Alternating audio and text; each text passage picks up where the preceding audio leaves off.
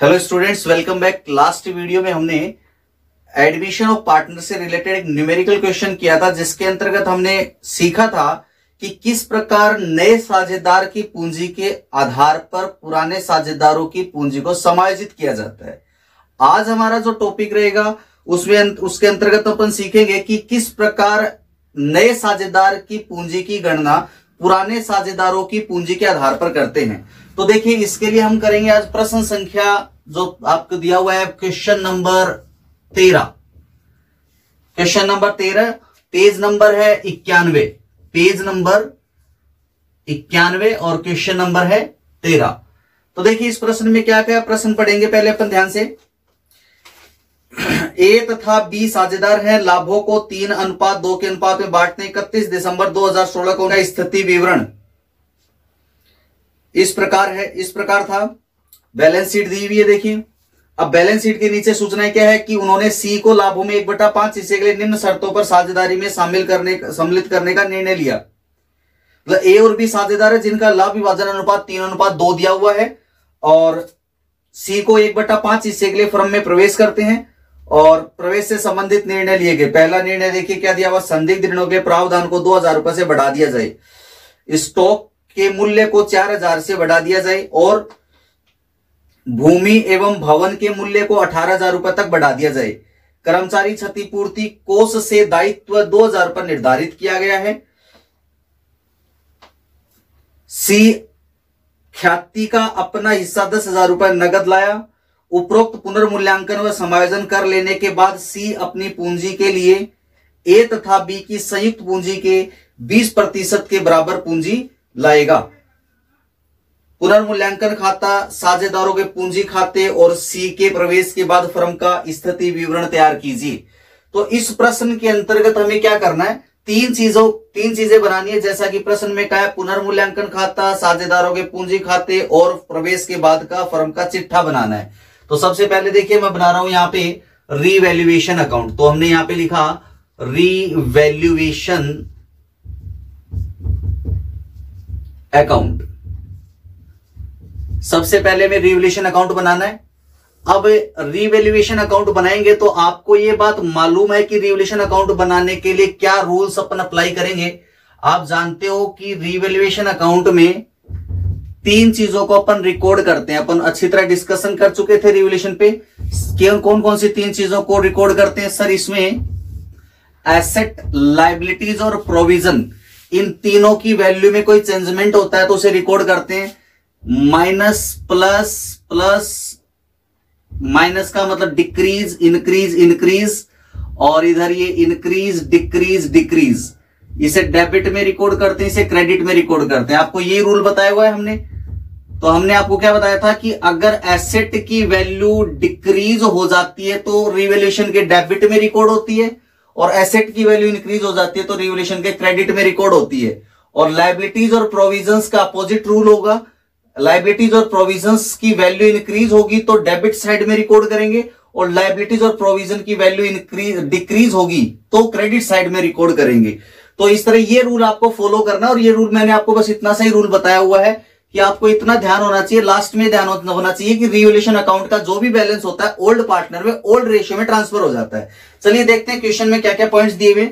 First point दिया हुआ था, संदिग्ध ऋणों के लिए प्रावधान को 2000 रुपए से बढ़ा दिया जाए। 2000 रुपए से बढ़ा दिया जाए, यानी प्रावधान यानी कि प्रोविजन को बढ़ाना है तो कहां रिकॉर्ड करना है सर, डेबिट साइड में। तो लिखो या डेबिट में, to provision for doubtful debts, provision for doubtful debts account. DD लिखा है, DD means doubtful debts account. तो कितना दिया हुआ प्रोविजन फॉर डाउटफुल डेब्ट्स, 2000 रुपए से बढ़ाना है तो 2000 रुपए बढ़ा दिया अपने। देखिए, बैलेंस शीट के एसेट साइड में आपको दिया हुआ था 1000 रुपए दिया हुआ था, एसेट साइड में डेटर्स में से माइनस करके दिया हुआ है। 2000 रुपए से अब हमने बढ़ा दिया, तो अब टोटल कितना हो गया, 3000 का हो गया। तो बैलेंस शीट में 3000 का प्रोविजन दिखाना है आपको। तो यहां पे प्रोविजन 2000 से बढ़ा, जितना बढ़ा वो डेबिट साइड में आ गया। इसके बाद देखिएगा प्रश्न में क्या दिया हुआ है, स्टॉक के मूल्य को 4000 से बढ़ा दिया जाए। स्टॉक एसेट्स है, एसेट्स की मूल्य बढ़ता है तो कहां तक क्रेडिट में रिकॉर्डिंग होगी, बाय स्टॉक अकाउंट। कितना बढ़ाना है, प्रश्न में कहा है कि स्टॉक के मूल्य को 4000 से बढ़ा दिया जाए, तो 4000 रुपए अपने यहां बढ़ा दिए इसके। इसके बाद अगला पॉइंट बोल रहे हैं भूमि और भवन के मूल्य को 18,000 रुपए तक बढ़ा दिया जाए, तो भूमि भवन का मूल्य भी बढ़ाना है। भूमि भवन एसेट है, एसेट का मूल्य बढ़ता है तो रिकॉर्डिंग क्रेडिट में होगी by land and building. Land and building कितने रुपए आएंगे सर? 18,000 रुपए से बढ़ा दिया जाए, नहीं बोल रहा, आपकी बार बोल रहा है कि 18,000 रुपए तक बढ़ा दिया जाए। तो पहले बैलेंस शीट की वैल्यू देखो कितनी दी हुई है, बैलेंस शीट की वैल्यू दी हुई है 8,000। बैलेंस शीट में भूमि भवन यानी लैंड एंड बिल्डिंग दिया हुआ है 8,000 रुपए से, और प्रश्न में कहा 18,000 तक बढ़ा दिया जाए, तो 8 से 18 तक बढ़ाना, तो कितने रुपए बढ़े सर? 10,000 रुपए बढ़े यहाँ पे, तो जितने बढ़े उतने यहां दिखाओ। इसके बाद नेक्स्ट जो पॉइंट दिया हुआ आपको वो दिया हुआ है कर्मचारी क्षतिपूर्ति कोष से दायित्व 2,000 रुपए निर्धारित किया गया, यानी कि वर्कमैन कंपनसेशन के लिए जो लाइबिलिटीज का निर्धारण किया है वो निर्धारण किया गया है आपका 2,000 रुपए।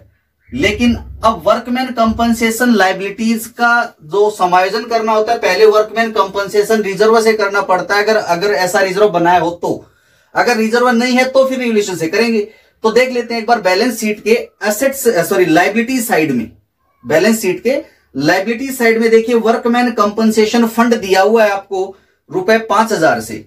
तो यहां लाइबिलिटी साइड में वर्कमैन कंपनसेशन फंड था 5,000, तो ये जो लाइबिलिटीज का निर्धारण किया 2,000 का, इसकी पूर्ति होगी इस फंड से। तो लाइबिलिटीज किससे चार्ज होगी सर? लाइबिलिटीज तो फंड से चार्ज होगी, तो 5,000 के वर्कमैन कंपनसेशन फंड से 2,000 की लाइबिलिटीज को चार्ज किया, तो 3,000 रुपए का शेष किसमें रह गया सर? वर्कमैन कंपनसेशन फंड में शेष रह गया। तो रिजर्व फंड में अगर कोई शेष होता है तो उसे क्या मान लेते हैं सर? संचित लाभ। तो ये संचित लाभ हो गया। संचित लाभों का अकाउंटिंग ट्रीटमेंट क्या होता है सर? इनको ओल्ड पार्टनर कैपिटल अकाउंट में ओल्ड रेशियो में ट्रांसफर करते हैं, तो इसका 3,000 का ट्रीटमेंट कैपिटल अकाउंट में होगा, अभी कुछ नहीं होगा। फिर देखिए नेक्स्ट पॉइंट क्या दिया हुआ है, सी अपना ख्याति का हिस्सा 10,000 पर नगद लाया, तो ख्याति का समायोजन भी किसके माध्यम से होता है सर? पूंजी खातों के माध्यम से होता है, तो इसकी भी एंट्री यहां पे रिवोल्यूशन में नहीं करनी है। और फिर दे रखा है पूंजी का समायोजन, अगला पॉइंट पूंजी के समायोजन से संबंधित है। तो बस इतना ही रिवोल्यूशन बनाना था। रिवोल्यूशन में देख लेते हैं प्रॉफिट हो रहा है कि लॉस हो रहा है हमें। देखिए यहां पे रिवोल्यूशन अकाउंट का टोटल लगाया हमने, तो आया सर ये आ रहा है 14,000 रुपए टोटल। 14,000 में इधर आ रहा है 2,000 डेबिट साइड में, तो क्रेडिट बैलेंस आ रहा है, यानी कि क्रेडिट साइड में था 14,000 और डेबिट में कितने 2,000, तो डिफरेंस आया 12,000 का। कौन सा बैलेंस है सर? क्रेडिट साइड ज्यादा थी ना, तो ये क्रेडिट बैलेंस है, और क्रेडिट बैलेंस का मींस क्या होता है? प्रॉफिट हो गया ये। तो यहां लिख सकते हैं प्रॉफिट ट्रांसफर्ड, या तो तुम लिखो यहां पे प्रॉफिट ट्रांसफर लिखो या पार्टनर कैपिटल लिखो तो भी कोई दिक्कत नहीं है। प्रॉफिट ट्रांसफर्ड कहां ट्रांसफर करना है सर इसको? प्रॉफिट को, इसको पार्टनर कैपिटल में। कौन से पार्टनर? ओल्ड पार्टनर कैपिटल में ओल्ड रेशियो में रिवोल्यूशन के बैलेंस को ट्रांसफर करते हैं। तो ओल्ड पार्टनर कौन है सर? ए और बी है, तो ए की और बी की कैपिटल में ट्रांसफर करो। तो यहां लिखेंगे अपन एज कैपिटल अकाउंट और दूसरा लिखेंगे अपन यहां पे बीज कैपिटल अकाउंट। तो 12,000 को ए और बी में पुराने अनुपात में विभाजित कर दो। पुराना अनुपात कितना दिया हुआ सर? ये दिया हुआ था आपको 3:2 दिया हुआ था प्रश्न में। तो 12,000 को 3:2 में, देखो यहाँ पे कैलकुलेशन करके बता दे रहा हूं मैं आपको, 3:2 में विभाजित करना है 12,000 को। तो 3 और 2 कितने हो गए सर? 5 हो गए। 5 का भाग दो इसमें, 5 दूनी 10, 5 का 20, 2,400 है। 2,400 को 3 से गुणा किया तो 7,200, और 2,400 को 2 से गुणा किया तो 4,800। इस तरह ये इन दोनों में लोगों में विभाजित हो गया। अब देखिए रिवोल्यूशन अकाउंट हमने बना दिया। रिवोल्यूशन के बाद हमसे क्या पूछा गया? साझेदारों का पूंजी खाता भी बनाइए। तो चलिए पूंजी खाता बना देते हैं अपन साझेदारों का। Partners capital account. कौन कौन पार्टनर है सर? यहां पे पार्टनर हैं ए बी, तो ओल्ड पार्टनर हैं, और सी जो है वो एक नया पार्टनर आया है। तो पार्टनर के नेम हो गए 3। कौन कौन सर? ए बी और सी हो गए। तो उसी तरह अपन यहां भी कर देंगे। पार्टनर कौन? ए, दूसरा कौन? बी, नया कौन आया? सी। तो यहां पे 3 पार्टनर ये हो गए। ये क्रेडिट साइड, और ये कौन सी साइड सर? ये डेबिट साइड। ये यहां पे क्या लिखा जाएगा? यहां पे लिखेंगे पर्टिकुलर्स। पार्टिकुलर्स। अच्छा, यही पार्टिकुलर और अमाउंट के कॉलम या रिवोल्यूशन अकाउंट में भी आपको बनाने होते हैं, तो ये तो आप बना सकते हो इजीली, नो प्रॉब्लम। अब देखिए क्या करना है, पार्टनर्स कैपिटल अकाउंट आपको बनाना है, और पार्टनर्स कैपिटल अकाउंट बनाने के लिए आपको क्या ध्यान रखना है? देखिए जब भी कैपिटल अकाउंट बनाओ, सबसे पहले बैलेंस शीट के लायबिलिटी साइड में जाओ। तो बैलेंस शीट के लायबिलिटी साइड से 2 चीजें लेनी है। एक लेना है कैपिटल का बैलेंस और दूसरा लेना है एक्यूमुलेटेड प्रॉफिट। और कैपिटल का बैलेंस और एक्यूमुलेटेड प्रॉफिट यानी संचित लाभ दोनों का शेष होता है क्रेडिट, इसलिए वो दोनों का आएंगे कैपिटल अकाउंट के क्रेडिट साइड में रिकॉर्ड होंगे। तो यहां पहले तो लिखेंगे कैपिटल का balance by balance BD, balance sheet के लायबिलिटी साइड में देखो बैलेंस बीडी, तो बाई बैलेंस बीडी कितना बैलेंस है देखिए, ये दिया हुआ था 10,000 और 8,000, ए का शेष 10,000 है और इसका शेष 8,000 है। इसके बाद प्रश्न में अपने को दिया हुआ है संचित लाभ और देखने हैं, तो लायबिलिटी साइड में देखिए संचित लाभों में कैपिटल के जस्ट नीचे दिया हुआ जनरल रिजर्व है, तो उसे यहां पे ट्रांसफर करो, संचित लाभ है जनरल रिजर्व है। आपको ध्यान होगा जनरल रिजर्व एक संचित लाभ, और संचित लाभों का मैंने अकाउंटिंग ट्रीटमेंट बताया था कि इन्हें पार्टनर कैपिटल में ओल्ड रेशियो में ट्रांसफर कर देते हैं। तो पार्टनर कैपिटल अकाउंट में ओल्ड रेशियो में जनरल रिजर्व ट्रांसफर करेंगे। और मैंने आपको इसकी एंट्री बताई थी, क्या बताई थी, इनका पहले से क्या शेष है, क्रेडिट शेष है, और अब इनको क्या करेंगे, जब ट्रांसफर करेंगे तो जनरल रिजर्व डेबिट हो जाएंगे। तो रिजर्व फंड पीएनएल जो भी एक्यूमुलेटेड प्रॉफिट्स होते हैं, संचित लाभ होते हैं, उनको डेबिट कर देते हैं और पार्टनर कैपिटल क्रेडिट होता है। तो कैपिटल क्रेडिट होता है तो देखो कैपिटल के क्रेडिट में एंट्री हो गई बाय जनरल रिजर्व है। तो इनका जो क्रेडिट शेष है ये चीजें कैपिटल अकाउंट के क्रेडिट में आएगी। किस रेशियो में आएगी सर, पुराने अनुपात में आएगी। पुराना अनुपात कितना दिया हुआ था, 3:2 दिया हुआ था। तो हमें जनरल रिजर्व का जो अमाउंट क्वेश्चन में है 15,000, तो 15,000 को तुम्हें 3:2 में ट्रांसफर कर देना है। तो 3:2 यानी का 5 हो गया, 5 का भाग दिया तो कितना, 5 से 15 है सर, 3,000 आ गया। 3 को 3 से गुणा किया 9,000 हो गया, और 3 को 2 से गुणा किया तो सर ये हो गया 6,000 हो गया। तो इस तरह आपने जनरल रिजर्व ट्रांसफर कर दिया। अब देखते हैं अगला पॉइंट दिया हुआ workman compensation fund, balance sheet के लायबिलिटी साइड में वर्कमैन कंपनसेशन फंड दिया हुआ है, जिसका अकाउंटिंग ट्रीटमेंट हमने यहां भी समझा था। देखिए workman compensation fund balance sheet के लायबिलिटी साइड में 5,000 है, और नीचे सूचना में इसकी वर्कमैन कंपनसेशन की लायबिलिटीज कितनी बता रहा है, 2,000 बता रहा है प्रश्न में, जो कि पॉइंट नंबर 3 में बताया गया है। और अब मैंने आपको बताया था कि ये जो लायबिलिटीज है 2,000 की, ये पहले 5,000 के फंड से चार्ज हो गई। तो फंड से चार्ज होने के बाद फंड में शेष बच गया 3,000, और फंड में रिजर्व में अगर कोई शेष रहता है तो उसे क्या बोलते हैं, संचित लाभ बोलते हैं। और संचित लाभों को अपन कैपिटल में ट्रांसफर करेंगे। लाभ कैपिटल में कहां जाते हैं, क्रेडिट में जाते हैं भाई। तो यहां लिखो workman compensation, workman compensation fund, workman compensation fund. अच्छा बताओ तो कितना वर्कमैन कंपनसेशन फंड है सर, ये 3,000 को विभाजित करना है, किस अनुपात में, 3:2 में विभाजित करना है। तो 3 और 2 कितने हो गए सर, 5 हो गए, इसमें 5 का भाग दो तो हो गया 5 6 का 30, 600 आ गया। 600 को 3 से गुणा करो, 6 3 1800, 6 दूनी 1200। तो इस प्रकार ये वर्कमैन कंपनसेशन फंड को भी विभाजित कर दिया। तो बैलेंस शीट के लायबिलिटी साइड में जो चीजें दी हुई थी वो तो हो गई। अब आते हैं अपन बैलेंस शीट के एसेट्स साइड में, और एसेट साइड से भी 2 चीजें लेनी है। एक तो फर्म की ख्याति अगर बैलेंस शीट में दी हो तो उसको हमें अपलिखित करना है, एक संचित हानियां। तो देखते हैं बैलेंस शीट के एसेट साइड में ना तो किसी प्रकार की संचित हानि दी हुई है और ना ही ख्याति की रकम ख्याति दी हुई है। तो बैलेंस शीट के एसेट साइड को छोड़ देते हैं। इसके बाद नीचे आते हैं रिवोल्यूशन अकाउंट में जाते हैं। देखिए रिवोल्यूशन में कहीं कैपिटल है क्या, देखिए रिवोल्यूशन में कैपिटल का है, ये लिखा था to profit transferred, A is capital और बी इज कैपिटल में ट्रांसफर। कैपिटल के पहले 2 लगा, मतलब कैपिटल क्या होगी सर, क्रेडिट। तो कैपिटल के क्रेडिट में एंट्री पास करो बाय, कहां से लाए इसको सर, रीवैल्यूएशन अकाउंट से। तो लिखो by revaluation account, revaluation account. ये प्रॉफिट हो गया, ये ट्रांसफर एंट्री की अपन ने यहां से 7,200 और ये की अपन ने 4,800, ये ट्रांसफर एंट्री किया आपने। अच्छा जी, इसके बाद अगला जो पॉइंट है अपना वो देखते हैं।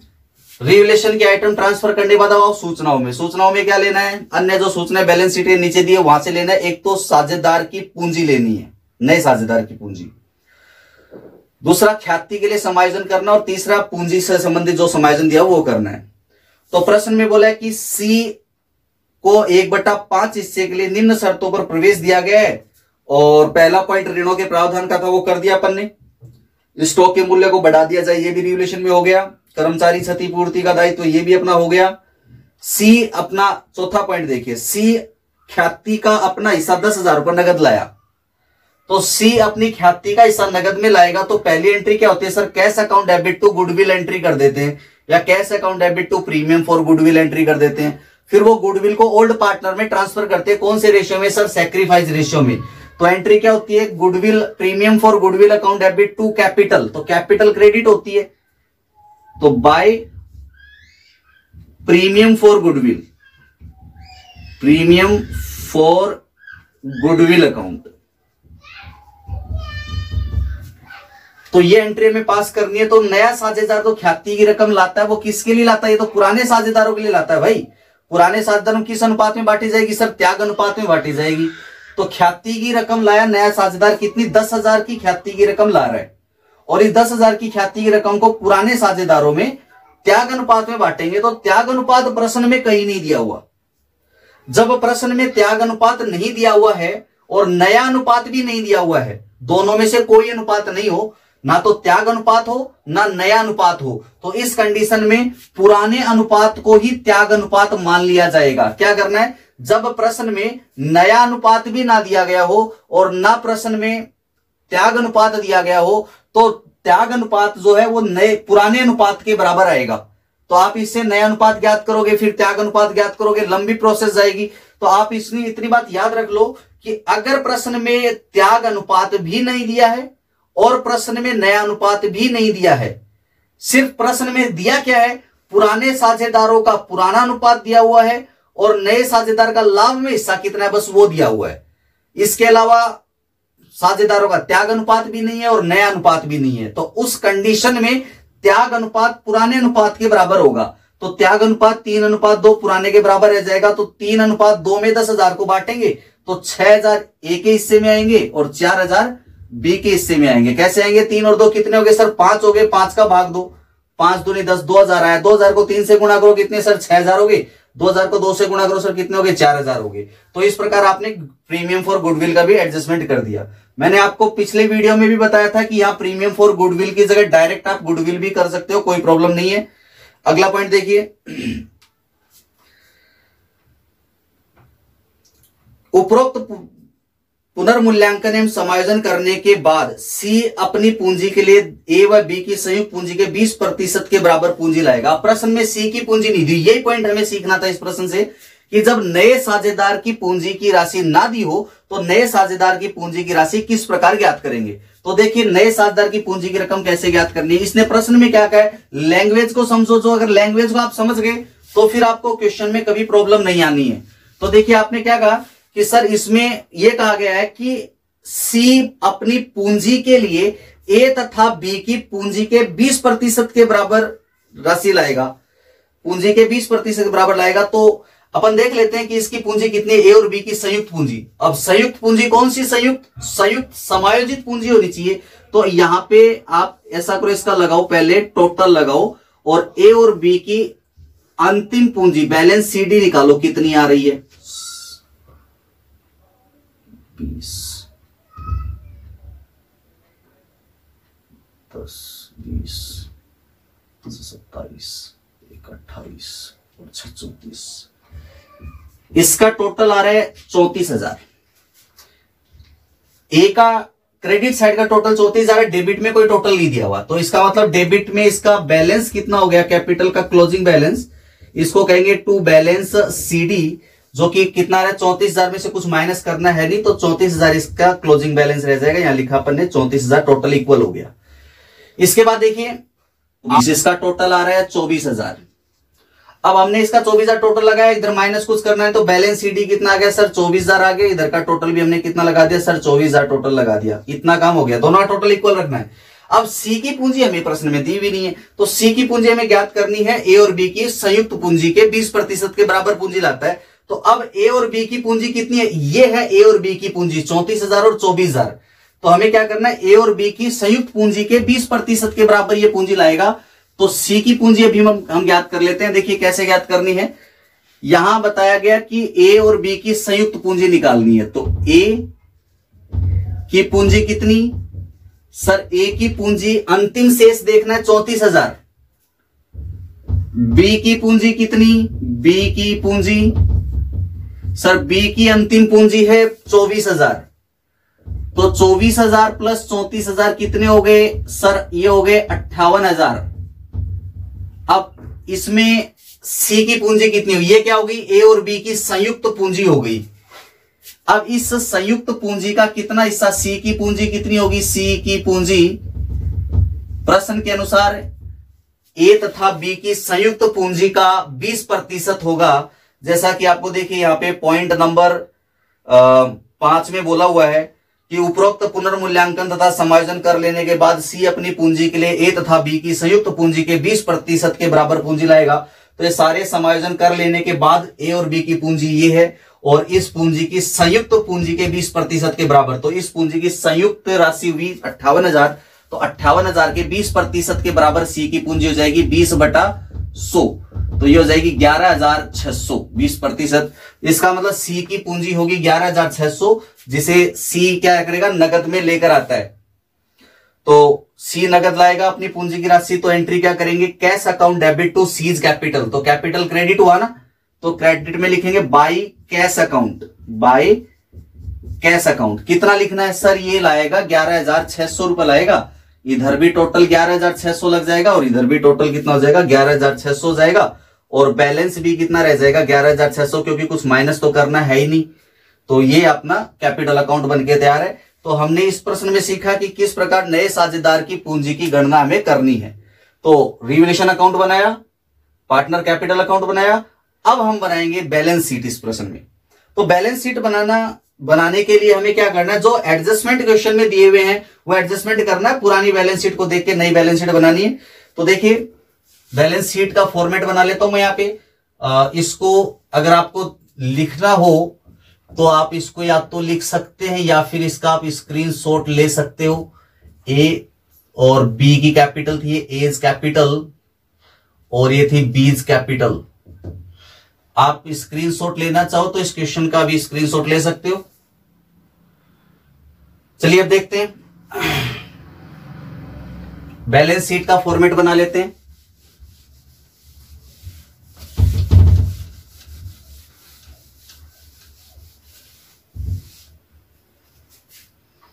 तो मैंने लिखा बैलेंस शीट। कब बनानी है बैलेंस शीट, सर जिस दिन नया पार्टनर एडमिट होगा उस दिन। डेट नहीं दी हुई, डेट 31 दिसंबर को आपको बैलेंस शीट दी हुई थी। तो यहां 1 जनवरी 2017 कर सकते हो, 31 दिसंबर को स्थिति विवरण था तो 1 जनवरी कर दो, 1 जनवरी 2017 एज एट 1 जनवरी 2017 कर सकते हो after admission of new partner. अब यहां पे आपको सबसे पहले बैलेंस शीट का फॉर्मेट बनाना है और आपको पता है कि बैलेंस शीट में इधर जो होता है लायबिलिटीज साइड होती है, लायबिलिटीज, और आपकी जो राइट हैंड साइड है इसे अपन क्या बोलते हैं सर, इसको बोलते हैं एसेट्स। तो ये एसेट साइड होगा। अब पुरानी बैलेंस शीट को देखिए और पुरानी बैलेंस शीट के हिसाब से नई बैलेंस शीट आप बनाते चलिए। पुराने वाली जो बैलेंस शीट आपको प्रश्न में दी हुई है उसमें सबसे पहले दिया हुआ है एसेट साइड में प्लांट एंड मशीनरी दिया हुआ है, प्लांट एंड मशीनरी। अब प्लांट एंड मशीनरी से रिलेटेड कोई इंफॉर्मेशन है क्या सर, इससे रिलेटेड तो कोई इंफॉर्मेशन थी नहीं थी तो इसको सेम वैल्यू पर लिखो। यहाँ पे सेम वैल्यू होगा इसका 10,000 रुपीज। इसके बाद दूसरा पॉइंट दिया, दूसरा आइटम दिया हुआ है यहाँ पे land and building balance sheet में, पुराने वाली में लैंड एंड बिल्डिंग। अब लैंड एंड बिल्डिंग से रिलेटेड कोई आइटम देख लेते हैं। लैंड एंड बिल्डिंग प्रश्न में कोई इंफॉर्मेशन थी क्या, पॉइंट नंबर 2 में दिया जैसे भूमि भवन के मूल्य को 18,000 तक बढ़ा दिया जाए, यानी 8,000 से 18,000 तक बढ़ा दिया जाए तो नया मूल्य कितना हो गया, 18,000 हो गया ना। 10,000 अपन बढ़ा के आए थे रिवैल्यूएशन अकाउंट में, जो अपन ने बनाया था उसमें 10,000 बढ़ाए थे। अब देखिए आगे दिया हुआ डेटर्स, तो हमने यहां लिखा डेटर्स। तो डेटर्स का वैल्यू कितना दिया हुआ है बैलेंस शीट में सर, इसका वैल्यू 12,000 है। अब इसमें से प्रोविजन लेस करना है, लेस देखिए इसमें प्रोविजन दिया हुआ है, provision for doubtful debts, provision for doubtful debts question में दिया हुआ है। यहां तो 1,000 है लेकिन नीचे सूचनाओं में हमने पॉइंट नंबर 1 को बढ़ा था कि संदिग्ध ऋणों के लिए प्रावधान को आपको 2,000 रुपए से बढ़ा दिया जाए। तो 2,000 रुपए से संदिग्ध ऋणों के लिए प्रावधान को जब बढ़ाएंगे तो 1,000 पहले से 2,000 और बढ़ेगा तो प्रोविजन कितना हो गया, 3,000 हो गया टोटल। तो यहाँ पे प्रोविजन की नई वैल्यू 3,000 है तो कितना 9,000 रुपए का अपना डेटर्स रह जाएगा।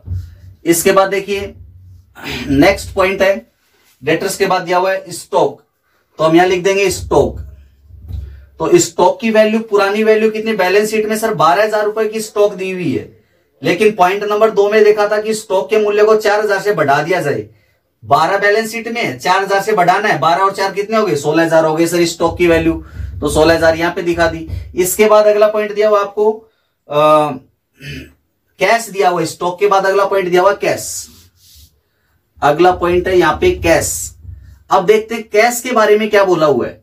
कैश जो बैलेंस शीट में दी हुई है वो है 9,000। अब जो कैश आया वो ऐड करो और जो कैश चला गया वो लेस करो।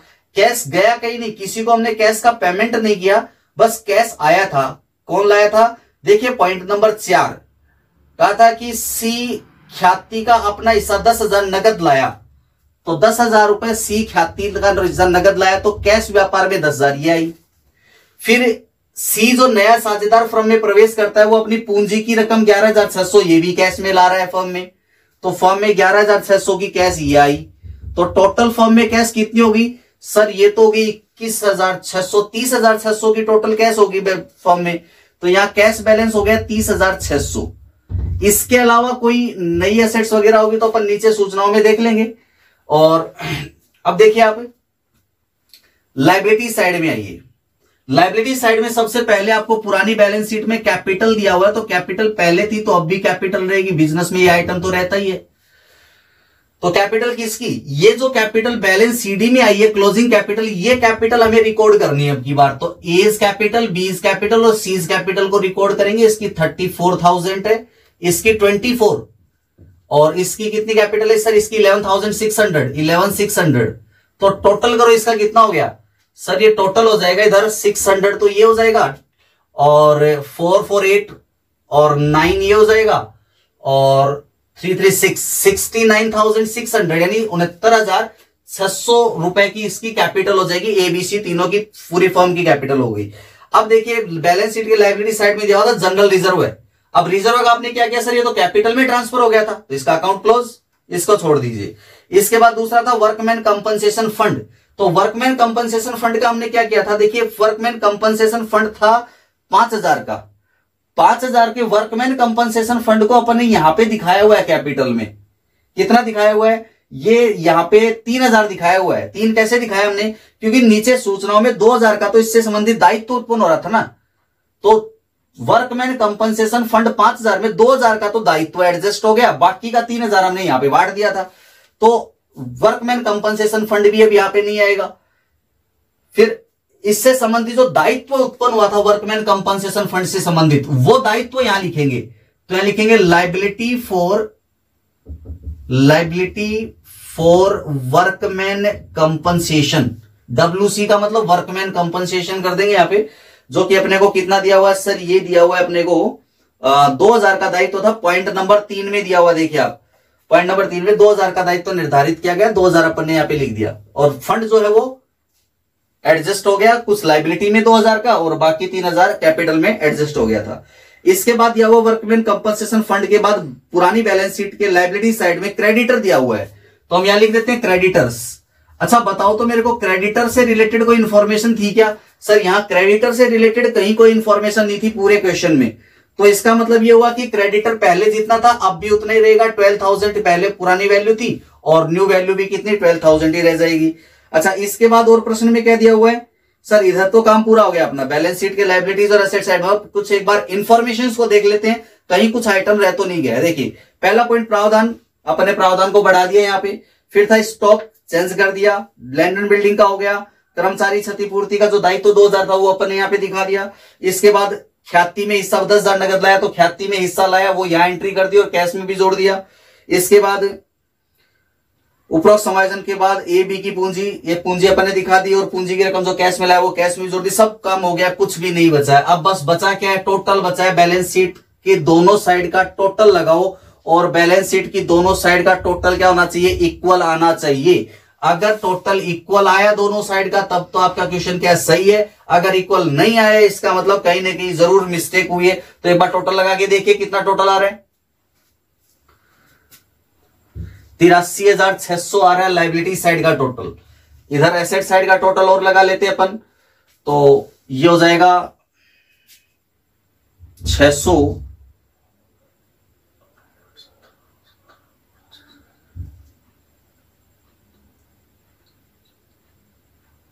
83,600। तो दोनों साइड का टोटल क्या हो रहा है, इक्वल आ रहा है। तो ये बैलेंस शीट भी अपनी इस क्वेश्चन की बन गई। आई थिंक आपको ये क्वेश्चन समझ में आ गया होगा अच्छे से। अब देखते हैं एक क्वेश्चन अपन और करेंगे इससे रिलेटेड। देखिए आपको दिया हुआ है question number 14, question number 14, page number दिया हुआ है आपको यहां पे 92, पेज नंबर 92 पे क्वेश्चन नंबर 14। क्वेश्चन में कहा गया पी क्यू एक फर्म में साझेदार हैं जो लाभों को 3:1 में बांटते हैं। उनका स्थिति विवरण इस प्रकार है। बैलेंस शीट आपको दी हुई है और आर को निम्नलिखित शर्तों पर 1/5 भाग के लिए सम्मिलित किया जाता है। शर्त क्या थी, पहली शर्त बता रहा है निवेश का बाजार मूल्य 4,200 माना जाए। देखिए बैलेंस शीट के सेट साइड में इन्वेस्टमेंट यानी निवेश दिए 6,000 के और इसने बाजार मूल्य माना 4,200, यानी कि विनियोग के मूल्य में 1,800 की कमी हो रही है। और विनियोग के मूल्य में जो कमी होती है उसका एडजस्टमेंट किससे करते हैं सर, उसका एडजस्टमेंट करते हैं इन्वेस्टमेंट फ्लक्चुएशन फंड से। तो देखो बैलेंस शीट के लायबिलिटी साइड में इन्वेस्टमेंट फ्लक्चुएशन फंड भी दिया हुआ, तो एडजस्टमेंट अपन कर सकते हैं, कोई दिक्कत नहीं है। अगला पॉइंट दिया हुआ उपार्जित ब्याज की राशि 200 रुपए है। संदिग्ध ऋणों के लिए प्रावधान 200 रुपए अधिक है। कर्मचारी क्षतिपूर्ति के दावे के लिए 1,000 का प्रावधान किया जाएगा। ख्याति के आर की ख्याति के हिस्से ग्रुप में 10,000 रुपए लाएगा, आर ख्याति के हिस्से ग्रुप में 10,000 रुपए लाएगा। फर्म की कुल पूंजी 50,000 रुपए निर्धारित की गई। अब देखिए पहला जो प्रश्न हमने कल जो किया था, लास्ट वीडियो में जो हमने प्रश्न किया था, उस प्रश्न में क्या कहा था कि नए साझेदार की पूंजी के आधार पर पुराने साझेदारों की पूंजी समायोजित करनी है। अभी जो हमने पिछला क्वेश्चन किया क्वेश्चन नंबर 13, उसके अंदर क्या कहा था कि पुराने साझेदारों की समायोजित पूंजी के आधार पर और हमें नए साझेदार की पूंजी ज्ञात करनी है। अब इस प्रश्न में नई फर्म की कुल पूंजी पहले से दी हुई है और फिर आगे बोला है कि जो साझेदारों में लाभ विभाजन अनुपात में समायोजित की जानी है। तो इसका मतलब साझेदारों का नया अनुपात हमें ज्ञात करना होगा। आर अपनी पूंजी नगद में लाता है, परंतु अन्य साझेदारों की पूंजी का समायोजन चालू खाता खोलकर किया जाए।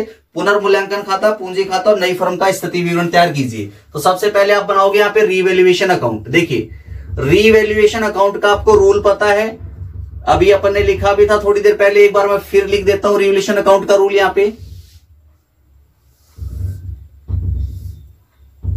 जब भी आप रीवैल्यूएशन अकाउंट प्रिपेयर करते हैं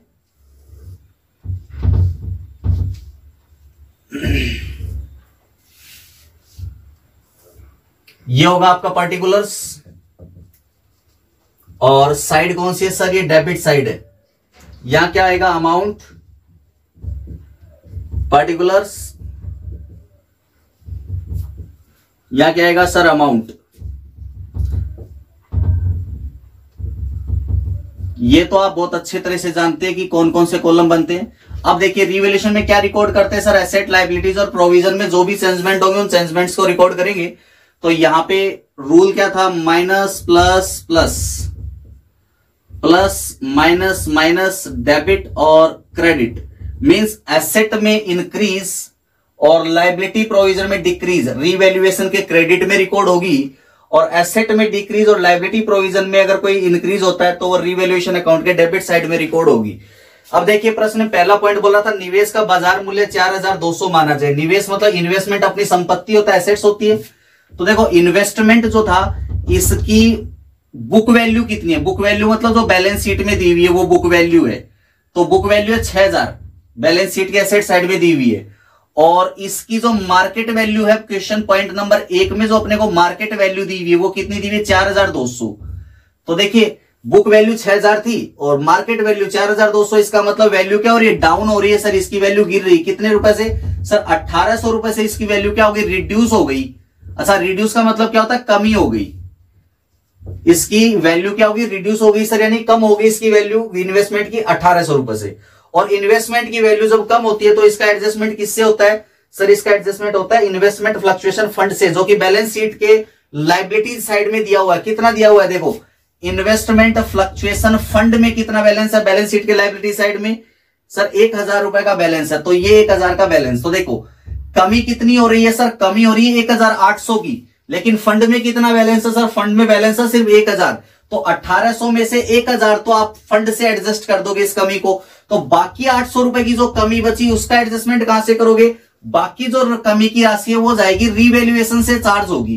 किससे चार्ज होगी सर? ये बाकी 800 रुपए की कमी की राशि किससे चार्ज होनी है? रीवैल्यूएशन से चार्ज होनी है। मैंने जब आपको इन्वेस्टमेंट फ्लक्चुएशन रिजर्व के बारे में डिटेल में डिस्कशन इसका वीडियो बनाया हुआ अपना पीछे, तो उसके बारे उसको आप देखेंगे वीडियो को तो आपको बहुत अच्छे से और भी क्लियर हो जाएगा। नहीं देखा है तो उस वीडियो को जरूर देखें ताकि ये कैलकुलेशंस आपको क्लियर हो जाए। तो देखो मैंने आपको क्या बताया कि इन्वेस्टमेंट में कमी कितनी हुई? 1800, जिसको फंड से हमें एडजस्ट करना है। तो इन्वेस्टमेंट फ्लक्चुएशन फंड है 1000, तो 1800 में से 1000 तो फंड से एडजस्ट होगी कमी। बाकी जो कमी की राशि इन्वेस्टमेंट में बची 800, ये किससे होगी? ये सर रीवैल्यूएशन अकाउंट से चार्ज होगी। तो देखिए इन्वेस्टमेंट क्या थे? एक एसेट थे। एसेट में क्या हो रही है? कमी हो रही है सर। तो एसेट में कमी हो रही है, कहां रिकॉर्ड होगी? डेबिट साइड में। तो डेबिट में रिकॉर्ड कर दो टू इन्वेस्टमेंट। कितनी कमी की राशि को यहां पे रिकॉर्ड करना है सर? यहां सिर्फ 800 रुपए को रिकॉर्ड करना है, क्योंकि 1800 की कमी भी थी, 1000 की कमी को एडजस्ट कर दिया फ्लक्चुएशन फंड से, तो शेष 800 रुपए की कमी की राशि रिवैल्यूएशन अकाउंट से चार्ज हो जाएगी। इसके बाद नेक्स्ट पॉइंट क्या दिया हुआ आपको? उपार्जित ब्याज की राशि 200 रुपए। देखिए उपार्जित ब्याज का अर्थ होता है कि ऐसा ब्याज जो हमने कमाया लेकिन प्राप्त नहीं हुआ, अर्थात अपनी संपत्ति होगी।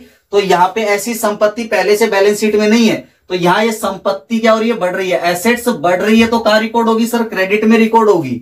तो यहां लिखेंगे by accrued interest. By accrued interest कितने रुपए सर? 200 रुपए का एक्रूड इंटरेस्ट है। अब देखिए नेक्स्ट पॉइंट क्या बोल रहा है आपको? संदिग्ध ऋणों के लिए प्रावधान 200 रुपए अधिक है। देखिए बैलेंस शीट के एसेट्स साइड में डेटर्स में से आपने 500 रुपए प्रोविजन फॉर डाउटफुल डेट्स के माइनस कर रखे हैं, और इसमें आपको बोल रहा है संदिग्ध ऋणों के लिए प्रावधान 200 रुपए अधिक है। तो 200 अधिक है तो उसको कम कर दो ना जितना अधिक है। तो प्रोविजन अधिक है तो हमें क्या करना है? अब कम करना है। अब कम करेंगे तो क्रेडिट में रिकॉर्डिंग हो जाएगी, तो क्रेडिट में कर देंगे by provision for doubtful debts. Doubtful debts कितना होगा सर? ये 200 रुपए कम करना है तो यहां 200 ही रुपए लिखेंगे। इसके बाद देखिए अगला पॉइंट क्या दिया हुआ है? कर्मचारी क्षतिपूर्ति के दावे के लिए 1000 का प्रावधान किया जाए। देखिए वर्कमैन कंपनसेशन के बारे में भी अपन ने डिटेल में एक अलग से वीडियो बनाया हुआ है, तो उस वीडियो को देखेंगे तो आपको और अच्छे से क्लियर होगा। अभी मैं समझा देता हूं। यहां पे देखिए वर्कमैन कर्मचारी क्षतिपूर्ति के लिए कितने रुपए का दावा प्रावधान बता रहा है? 1000 रुपए का प्रावधान बता रहा है। तो कर्मचारी क्षतिपूर्ति के लिए कोई दावा उत्पन्न होता है या इसके लिए कोई प्रावधान करना होता है तो उसकी पूर्ति किससे करते हैं? वर्कमैन कंपनसेशन रिजर्व से करते हैं। वर्कमैन कंपनसेशन रिजर्व, या फिर कह सकते हैं वर्कमैन कंपनसेशन फंड भी कह सकते हैं। अगर ये फंड या रिजर्व है तब तो इस फंड से इसकी वर्कमैन कंपनसेशन के प्रावधान की जो है प्रोविजन फॉर वर्कमैन कंपनसेशन की पूर्ति करेंगे, लेकिन अगर नहीं है तो फिर रिवोल्यूशन से करेंगे। तो देखिए बैलेंस शीट के लायबिलिटी साइड में वर्कमैन कंपनसेशन फंड दिया हुआ है, कितना? 4000 का दिया हुआ है, जबकि इसके संबंध में प्रोविजन कितना है? Provision for workman compensation, WC अर्थात वर्कमैन कंपनसेशन, ये आपको दिया हुआ है पॉइंट नंबर 4 में कि दावे के लिए 1000 का प्रावधान करना है, तो ये प्रोविजन बनाना है सर 1000 का। तो देखिए 4000 का फंड था, उसमें से प्रोविजन 1000 का बनाना है, तो ये प्रोविजन जो इससे चार्ज हो जाएगा 4000 से, तो 4000 में से 1000 तो अपने प्रोविजन को चार्ज कर दिया, तो शेष राशि बची 3000। ये 3000 किस में बची? ये सर फंड में बची। तो फंड में बचा वो क्या? हमारा संचित लाभ है, और संचित लाभों को हम क्या करते हैं सर? पार्टनर कैपिटल में ट्रांसफर करते हैं। तो इसे कैपिटल में ट्रांसफर करेंगे, तब तक इसका हमें कुछ नहीं करना है। कैपिटल अकाउंट बनाएंगे तब इसको एडजस्टमेंट करेंगे। आगे पॉइंट दे रखा है ख्याति के हिस्से के रूप में 10,000 रुपए नगद लाएगा।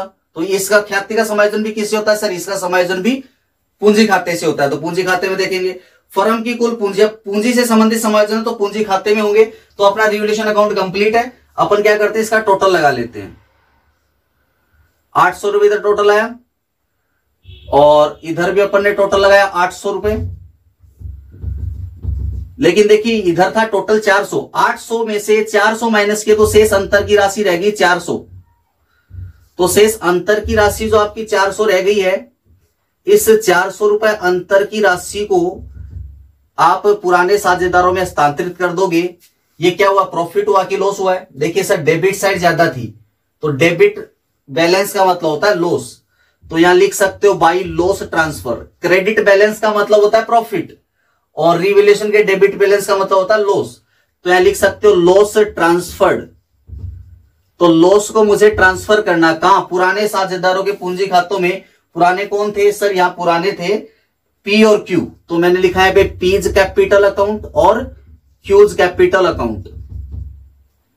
पीज कैपिटल अकाउंट और Q's capital account, CAP capital account और क्यूज कैपिटल अकाउंट।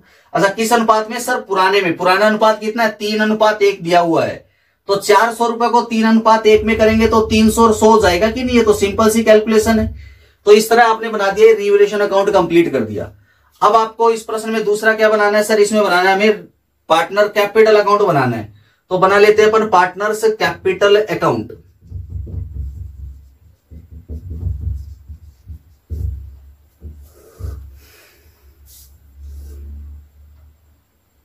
पार्टनर कौन है सर, पार्टनर है 3, एक है P, एक है Q, एक है R। P, Q और R, P, Q, R, P, Q, R, P, Q, R। यहां पे आएगा पार्टिकुलर्स, यहां पे भी आएगा पार्टिकुलर्स। देखिए अब क्या करना है, सबसे पहली बात बैलेंस शीट के लायबिलिटी साइड से दो चीजें लेनी है। कौन कौन सी दो चीजें सर, कैपिटल का बैलेंस और संचित लाभ लेने हैं। तो कैपिटल का बैलेंस हमने क्रेडिट में ट्रांसफर करना है, जैसा कि पिछले वीडियो मैंने आपको बताया था। जो स्टेप्स पिछले क्वेश्चन में की है, पिछले वीडियो में जो स्टेप आपको बताई हुई है, वही स्टेप फॉलो करनी है ताकि कोई आइटम छूट ना जाए। तो बाई बैलेंस BD 16,000 और 14,000।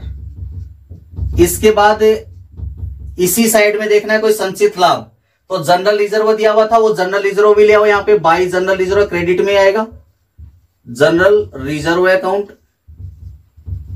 अच्छा कितना दिया हुआ जनरल रिजर्व सर, ये दिया हुआ 2,000 दिया हुआ जनरल रिजर्व है बैलेंस शीट में। तो 2,000 को किस अनुपात में बांटना है सर, 2,000 को आपको पुराने अनुपात में बांटना है, जो कि कितना 3:1 है।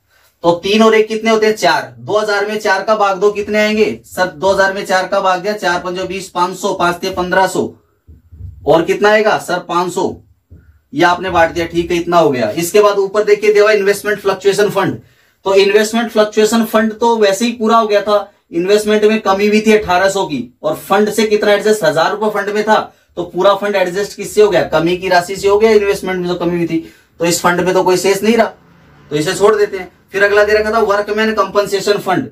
तो वर्कमैन कंपनसेशन फंड में कितना शेष था सर, 4,000 का शेष था, उसमें से प्रोविजन जो था वो 1,000 का चार्ज कर लिया, तो 3,000 का शेष बचा, संचित लाभ है ये।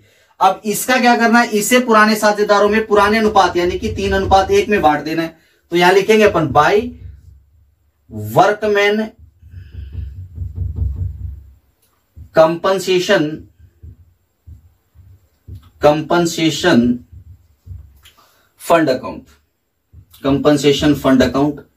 अच्छा कितना दिया हुआ है सर, 3,000 को 3:1 में बांटना है। 3 और 1 कितने होते हैं 4 होते हैं, 4 का भाग दो, कितने 750 आए, 750। 3,000 में 4 का भाग दिया 750, 750 को 3 से गुणा करो 2250, 750 को 1 से गुणा करो सर 750 हो गया। इसके बाद देखो बैलेंस शीट के एसेट साइड में हो, और बैलेंस शीट के एसेट साइड से क्या लेनी है, दो चीजें लेनी है। एक लेना है गुडविल, अगर दी हुई हो बैलेंस शीट के एसेट साइड में तो हमें उसे अपलिखित करना है, और संचित हानियों को लेना है। तो यहां पे गुडविल दी हुई है बैलेंस शीट के एसेट साइड में, उसे अपलिखित करेंगे तो partner capital account debit to goodwill account, ये एंट्री आपको बताई हुई है, तो टू गुडविल अकाउंट। तो ये अपन ने लिखा है यहां पे गुडविल अकाउंट में बैलेंस है, 4,000 की गुडविल दी हुई है। तो 4,000 की गुडविल को आपको किस अनुपात में बांटना सर, पुराने अनुपात 3:1 में बांटना। 3 और 1 कितना हो गया 4, तो 3,000 और 1,000 आ जाना चाहिए 3:1 में बांटने के लिए। इसके बाद कोई संचित हानि प्रश्न में दी भी नहीं है, तो आप जाते हैं अपन रिवैल्यूएशन अकाउंट में चलते हैं। देखो रिवैल्यूएशन अकाउंट में कहीं कैपिटल लिखा है क्या सर, ये क्रेडिट में लिखा है by loss transfer P capital Q capital. तो कैपिटल से पहले क्या, बाय मतलब कैपिटल होगी डेबिट, तो डेबिट साइड में रिकॉर्डिंग करो 2। कहां से ट्रांसफर हो रहा है सर, रिवैल्यूएशन से, तो यहां ट्रांसफर एंट्री पास क्या की, रिवैल्यूएशन अकाउंट। देखो ट्रांसफर एंट्री कर रहे हैं तो इसमें क्रेडिट में था, तो बाई लगा था कैपिटल के पहले, बाई लगा था मींस कैपिटल होगी डेबिट, तो कैपिटल के डेबिट में रिकॉर्डिंग होगी, लेकिन नाम किसका आएगा, जिस अकाउंट से कैपिटल आ रही रिवैल्यूएशन का, ये ट्रांसफर एंट्री है। एंट्री बना के देखो, P capital Q capital debit होगी और रिवैल्यूएशन क्रेडिट होगा, तो यहाँ रिवैल्यूएशन क्रेडिट कर दिया अपन ने। तो इस तरह ट्रांसफर एंट्री पास करनी है सर, 300 रुपए पी का और 100 रुपए क्यू का आ जाएगा। इसके बाद देखिए नेक्स्ट पॉइंट कौन सा दे रखा है, रिवैल्यूएशन में हो गया। नेक्स्ट पॉइंट कहां से लेना है सर, अन्य सूचनाओं में जो नीचे बैलेंस शीट के नीचे सूचनाएं दे रखी है वहां से लेना है, ख्याति की रकम, साझेदारों की पूंजी। तो ख्याति की रकम के बारे में बोल रहा था, पॉइंट नंबर 5, आर अपने हिस्से की ख्याति के रूप में 10,000 रुपए लाएगा। तो जब आर ख्याति की रकम 10,000 रुपए नगद लाएगा तो एंट्री का cash account debit to goodwill, और फिर गुडविल को पार्टनर में बांट देंगे। किस रेशियो में सर, सैक्रिफाइस रेशियो में बांटना है। तो goodwill account debit to old partner capital, तो यहां करेंगे बाय प्रीमियम फॉर गुडविल भी कर सकते हैं और सिर्फ गुडविल भी कर सकते हैं। प्रीमियम फॉर गुडविल ज्यादा सही रहता है वैसे तो, लेकिन आप चाहो तो सिर्फ यहाँ पे प्रीमियम फॉर को हटा के सिर्फ गुडविल भी कर सकते हो, कोई दिक्कत नहीं है।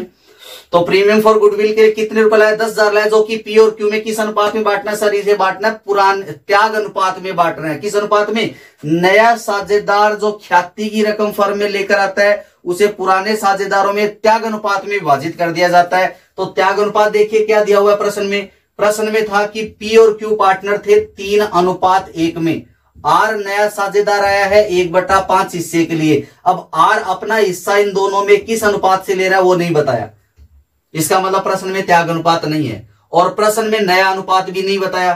तो इसका मतलब त्याग अनुपात यहां 3:1 पुराने के बराबर ही हो जाएगा। तो आप क्या करोगे, पहले 1 में से 1/5 घटाओगे, नया अनुपात ज्ञात करोगे, फिर नए अनुपात को पुराने अनुपात में से माइनस करके त्याग अनुपात घट निकालोगे, यानी पुराना अनुपात माइनस नया अनुपात, ये त्याग अनुपात का सूत्र निकालो लगा के, और त्याग अनुपात ज्ञात करोगे, तब आपका त्याग अनुपात जो आएगा वो इसके बराबर ही आएगा। देखिए आप इस बात को समझ लीजिए कि कब पुराने अनुपात के बराबर आता है, जब प्रश्न में ना तो त्याग अनुपात दिया हो और ना प्रश्न में नया अनुपात दिया हो, तो उस कंडीशन में त्याग अनुपात जो होता है वो किसके बराबर होता है सर, पुराने अनुपात के बराबर होता है। तो यहाँ पे त्याग अनुपात पुराने अनुपात के बराबर ही रहेगा। तो अपन जो 10,000 रुपए ख्याति की रकम लेके आ रहे हैं आर, इसको ये त्याग अनुपात मानते हुए इसी अनुपात में अपन बांट देंगे 10,000 को। तो 10,000 को 3 और 1 कितने हो गए सर, 4 हो गए, 4 का भाग दिया 2,500 आया, 2,500 को 3 से गुणा किया तो 7,500 और 2,500, इस तरह ख्याति की रकम को हमने यहाँ पे विभाजित कर दिया। ख्याति की रकम को विभाजित करने के बाद देखिए प्रश्न में और क्या बात कही है सर, प्रश्न में कहा गया कि नई फर्म की कुल पूंजी 50,000 होगी जिसे लाभ विभाजन अनुपात में समायोजित की जानी है। तो ठीक है, देख लेते हैं कि नई फर्म की पूंजी 50,000 निर्धारित की गई, लाभ विभाजन अनुपात में समायोजित करने मतलब नए अनुपात में समायोजित करनी है। अब प्रश्न में नया अनुपात है नहीं, तो ये 2 तरीके, या तो आप ऐसा करो कि नया अनुपात पहले ज्ञात करो, या फिर नया अनुपात ज्ञात नहीं करो तो पहले आर, प्रश्न में त्याग अनुपात भी नहीं दिया हुआ ना, तो नया अनुपात ज्ञात करने की जरूरत नहीं है, पहले आप सीधा आर की पूंजी आर को देंगे, शेष पूंजी बचेगी उसे पीक्यू में बांट देंगे। देखिए कैसे करना है,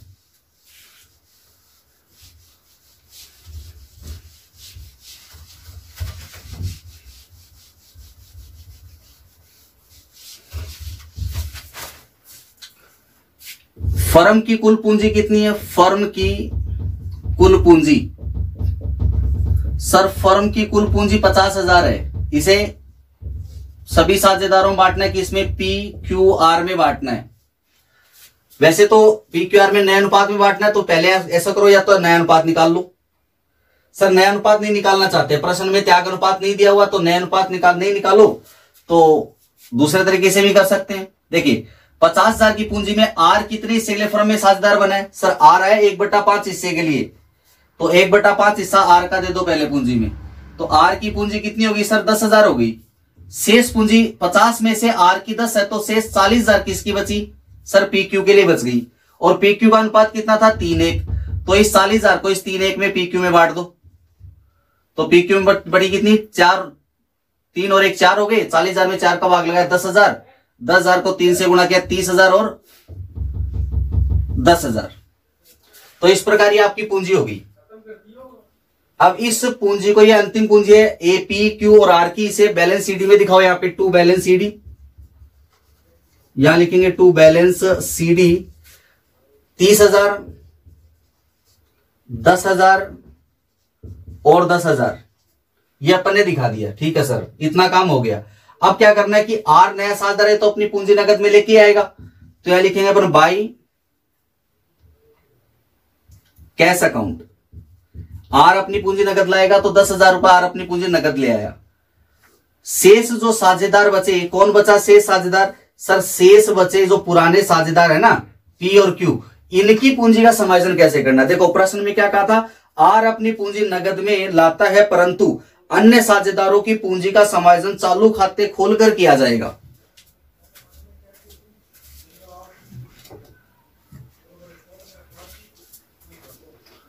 तो अन्य साझेदारों की पूंजी का, आर तो अपनी पूंजी नगद में ले आया, आर अपनी पूंजी नगद में ले आया, अन्य साझेदार पी क्यू की पूंजी का समायोजन चालू खाता खोलकर करेंगे। देखिए क्या करना है आपको, टोटल लगाओ और जिधर भी डिफरेंस आएगा उधर लिखेंगे, या तो इधर डिफरेंस आया तो बाई करंट अकाउंट लिखेंगे बैलेंसिंग फिगर में, और अगर इधर डिफरेंस है तो इधर लिखेंगे to current account balancing figure में। बैलेंसिंग फिगर देख लेते हैं कौन सा टोटल, कौन साइड ज्यादा आ रही है। देखिए इधर इसकी टोटल ज्यादा आ रही है, यार 33,300 आ रहा है इधर ये। ओके सर, ये 33,300 है, तो इधर कितना टोटल है वो देख लेते हैं। 16 और एक 17, 18, 19 और एक 20, 27,250, ये है 27,250। 33,300 में से क्या करेंगे, माइनस कर देंगे 6,050। तो इसका 6,050 इधर बैलेंस आ रहा है, इधर इसका 6650 का बैलेंस आ रहा है। तो इस तरह ये करंट अकाउंट का बैलेंस आ गया। ये करंट अकाउंट जो बैलेंस शीट में अपीयर हो जाएंगे। अब बना लेते हैं अपन इस क्वेश्चन की क्या, बैलेंस शीट बना लेते हैं। तो देखते हैं बैलेंस शीट किस प्रकार बनाएंगे।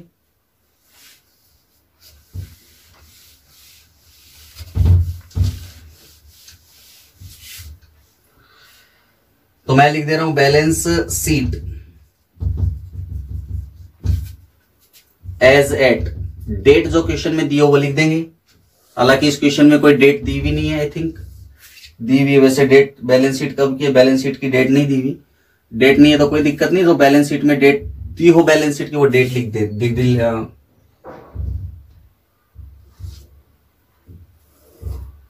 बैलेंस शीट की डेट अगर हो तो वो लिख देंगे।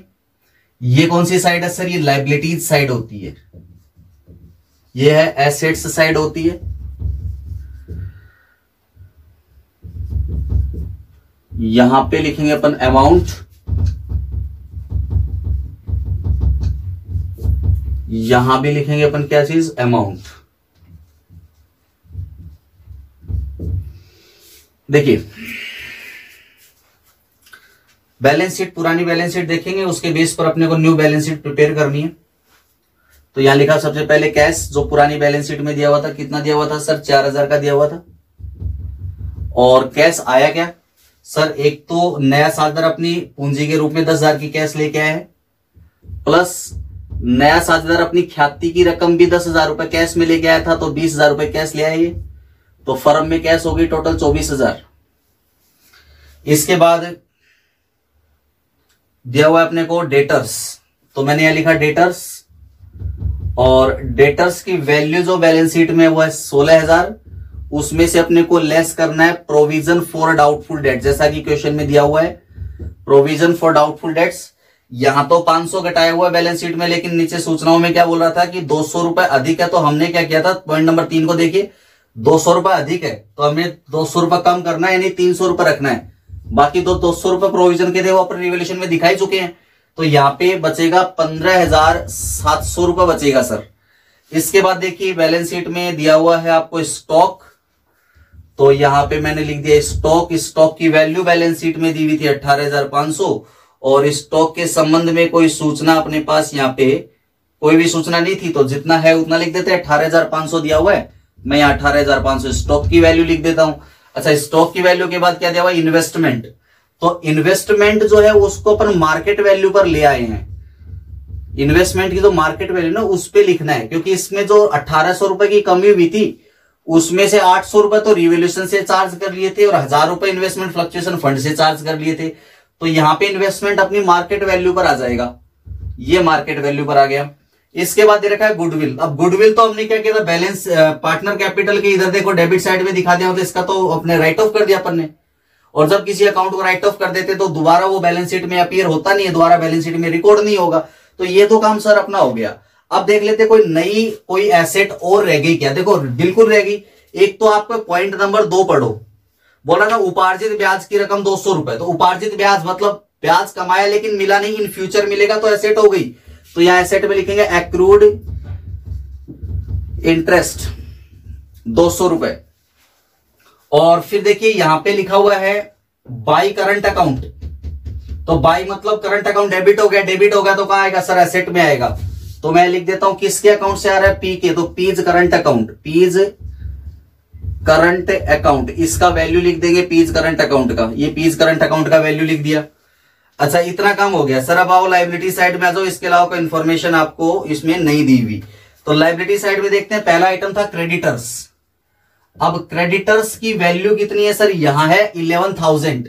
अब इसमें कोई इंफॉर्मेशन थी क्या सर, कोई इंफॉर्मेशन नहीं थी, तो इसको एज इट इज रख दिया। इसके बाद क्या दे रखा है, वर्कमैन कंपनसेशन फंड दे रखा है। और आपने क्या किया था, वर्कमैन कंपनसेशन फंड को देखो यहाँ पे ट्रांसफर कर दिया था, आपने कर दिया था ना। लेकिन इसके संबंध में दायित्व भी था जिसके लिए आपने कुछ अमाउंट इसमें ट्रांसफर किया था। पॉइंट नंबर 4, 1,000 का प्रावधान करना है कर्मचारी क्षतिपूर्ति के लिए। तो यहां वो प्रावधान जो करना है, प्रोविजन, वो लिख देंगे, प्रोविजन फॉर वर्कमैन कंपनसेशन। कितने का, 1,000 का जो प्रावधान करना है वो तो प्रावधान हमने यहां लिख दिया, और बाकी का अपन ने वर्कमैन कंपनसेशन फंड अपन ने कैपिटल में ट्रांसफर करके राइट ऑफ कर दिया। इसके बाद यह इन्वेस्टमेंट फ्लक्चुएशन फंड, इसमें अपना कोई शेष रहा नहीं है, क्योंकि इन्वेस्टमेंट फ्लक्चुएशन फंड में कितना था, 1,000 रुपए का बैलेंस था, जिसमें से इन्वेस्टमेंट की वैल्यू रिड्यूस हुई थी कितनी, 1,800, जिसको हमने एडजस्ट कर दिया था, ये कंप्लीट हो गया। जनरल रिजर्व भी यहाँ पे देखिए ट्रांसफर हो गया, तो इसका भी अपने को कोई ट्रीटमेंट नहीं करना है। इसके बाद देखिए क्या करना है सर, यहाँ पे कैपिटल दिया हुआ है, लेकिन कैपिटल से पहले देखो कोई नया दायित्व उत्पन्न हुआ है क्या। तो नीचे इंफॉर्मेशन में देखा तो बाजार मूल्य था, उपार्जित आय थी, संदिग्ध ऋणों के प्रावधान को कम कर दिया, क्षतिपूर्ति का दायित्व हो गया, सब कुछ हो गया। एक चीज रहेगी कौन सी सर, ये करंट अकाउंट के पहले 2 लगा हुआ है। 2 means credit, current account credit है किसका, क्यू का। तो यहां लिख देंगे Q's current account, Q's current account. और क्यू करंट अकाउंट का जो वैल्यू था वो ये वैल्यू यहाँ पे पुटअप कर दो, ये वैल्यू अपन ने पुटअप कर दिया सर। अब लिखेंगे अपन कैपिटल। तो पार्टनर की कैपिटल लिखनी है, कौन सी कैपिटल लिखनी है सर, ये जो आपको बैलेंस सीडी में जो कैपिटल होती है ये लिखनी होती है, क्लोजिंग कैपिटल। तो यहाँ पे पी, क्यू और आर तीनों की कैपिटल लिखेंगे। इनकी थी 30,000 और 20,000 और फिर 30, 10 और 10, 30, 10 और 10, 10 और 10,000, टोटल कितना हो गया सर, 50,000 कैपिटल हो गई।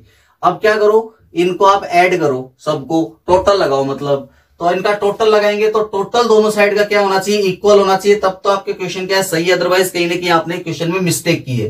तो टोटल कर लेते हैं।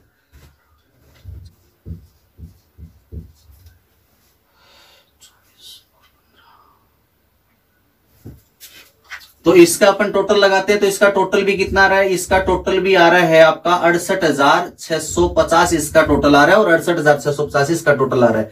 तो इस प्रकार ये बैलेंस शीट भी अपनी इस प्रश्न में बन जाती है।